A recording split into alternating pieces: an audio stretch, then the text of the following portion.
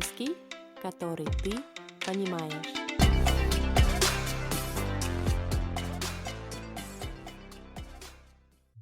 Привет! Сегодня мы поговорим про фильмы.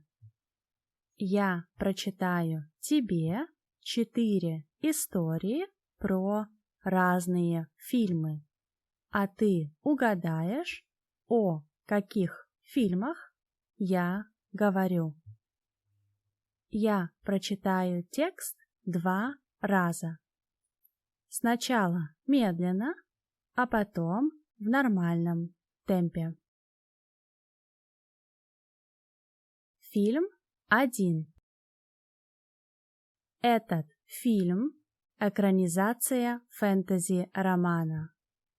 Это известная кинотрилогия, то есть серия из 3 связанных единым сюжетом фильмов.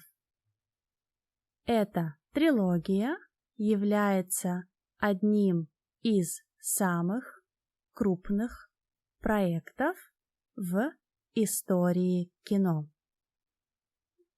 Эти 3 фильма снимали 8 лет в Новой Зеландии. Также эта трилогия известна использованием инновационных визуальных эффектов и отличной актерской игрой. 3 фильма вместе выиграли 17 премий «Оскар». Я читаю 2 раз. Этот фильм – экранизация фэнтези-романа. Это известная кинотрилогия, то есть серия из 3 связанных единым сюжетом фильмов. Эта трилогия является одним из самых крупных проектов в истории кино. Эти 3 фильма снимали 8 лет в Новой Зеландии. Также эта трилогия известна использованием инновационных визуальных эффектов и отличной актерской игрой. 3 фильма вместе выиграли 17 премий «Оскар». Какой это фильм? Это «Властелин колец» или по-английски Lord of the Rings. Фильм 2. Этот анимационный фильм или мультфильм вышел на экраны в 2000 году. В этом мультфильме собраны герои разных европейских сказок и легенд. Там есть принцессы, драконы, короли и феи, а еще огромный зеленый огр.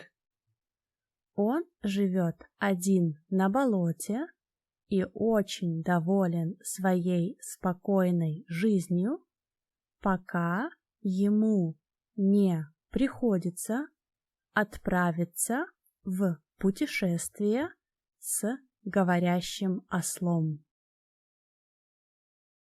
Я читаю 2 раз. Этот анимационный фильм или мультфильм вышел на экраны в 2000 году. В этом мультфильме собраны герои разных европейских сказок и легенд. Там есть принцессы, драконы, короли и феи, а еще огромный зеленый огр. Он живет один на болоте и очень доволен своей спокойной жизнью, пока ему не приходится отправиться в путешествие с говорящим ослом. Вы уже знаете, какой это фильм? Это фильм «Шрек».